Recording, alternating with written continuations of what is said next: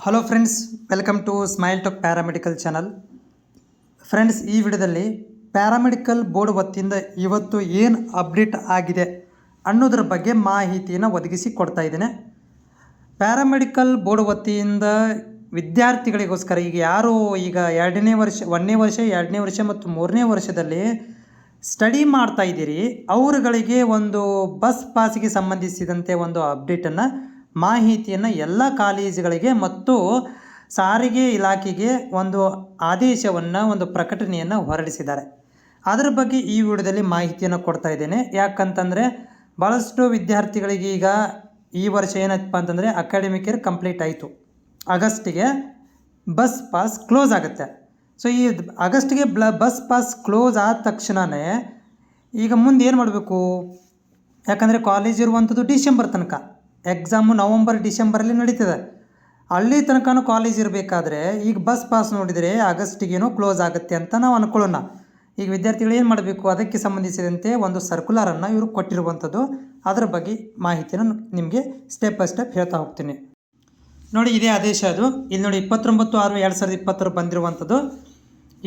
ಇವರಿಗೆ ನಿರ್ದೇಶಕರು ಸಾರಿಗೆ ಇಲಾಖೆ ಕರ್ನಾಟಕ ರಾಜ್ಯ ಇವರಿಗೆ ಯಾರು ಬರೆದಾರಪ್ಪ? ಪ್ಯಾರಾಮೆಡಿಕಲ್ ಬೋರ್ಡ್ನವರು ಇವರಿಗೆ ಪತ್ರವನ್ನು ಬರೆದಿದ್ದಾರೆ. ಯಾರಿಗೆ? ಸಾರಿಗೆ ಇಲಾಖೆ, ಕರ್ನಾಟಕ ರಾಜ್ಯ ಸಾರಿಗೆ ಇಲಾಖೆಯ ನಿರ್ದೇಶಕರಿಗೆ ಪತ್ರ ಬರೆದಿದ್ದಾರೆ ಪ್ಯಾರಾಮೆಡಿಕಲ್ ಬೋರ್ಡ್ನವರು. ಏನಂತ ಬರೆದಾರೆ ವಿಷಯ ನೋಡಿ. ಅರೆ ವೈದ್ಯಕೀಯ ವಿದ್ಯಾರ್ಥಿಗಳಿಗೆ ಬಸ್ ಪಾಸ್ ಅವಧಿ ಹೆಚ್ಚಿಸುವ ಕುರಿತು.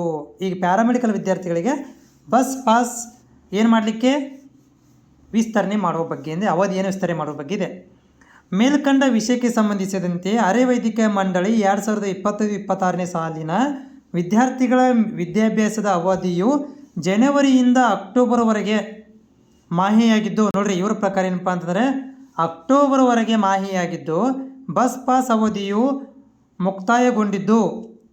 ನೋಡಿರಿ, ಅದು ಇವ್ರ ಪ್ರಕಾರ ಏನಂದರೆ ಜನವರಿಯಿಂದ ಅಕ್ಟೋಬರ್ ತನಕ ಕಾಲೇಜ್ ಇರೋದು, ಆದರೆ ಬಸ್ ಪಾಸ್ ಅವಧಿಯು ಮುಕ್ತಾಯಗೊಂಡಿದ್ದು ಅರೆ ವೈದ್ಯಕೀಯ ವಿದ್ಯಾರ್ಥಿಗಳ ಪರೀಕ್ಷೆ ನವಂಬರ್ ಮಾಹೆಯಲ್ಲಿ ನಡೆಸುವುದರಿಂದ ಉಲ್ಲೇಖ ಮನವಿಯಂತೆ ಬಸ್ ಪಾಸ್ ಅವಧಿಯನ್ನು ವಿಸ್ತರಬೇಕು.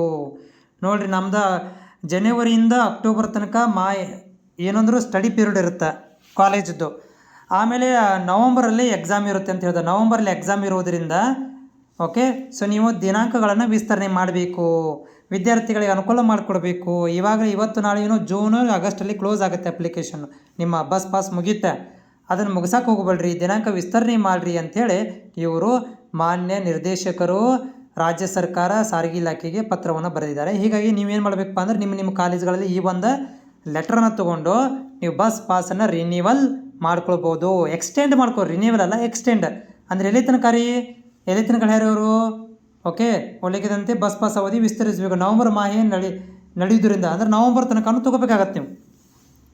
ನವಂಬರ್ ತನಕ ಬಸ್ ಪಾಸನ್ನು ಅವ್ರು ನೋಡ್ಬೇಕ್ರಿ. ಅಕ್ಟೋಬರ್ ಕೊಡ್ತಾರೋ ನವಂಬರ್ ಕೊಡ್ತಾರೋ ನಿಮ್ಮ ಸಾರಿಗೆ ಇಲಾಖೆಯವರು ಕೊಡ್ತಾರೆ. ಈ ಲೆಟ್ರ್ ತೊಗೊಂಡು ಹೋದರೆ ಮಾತ್ರ ನಿಮಗೆ ಅವರು ಕನ್ಸಿಡರ್ ಮಾಡ್ಕೊತಾರೆ.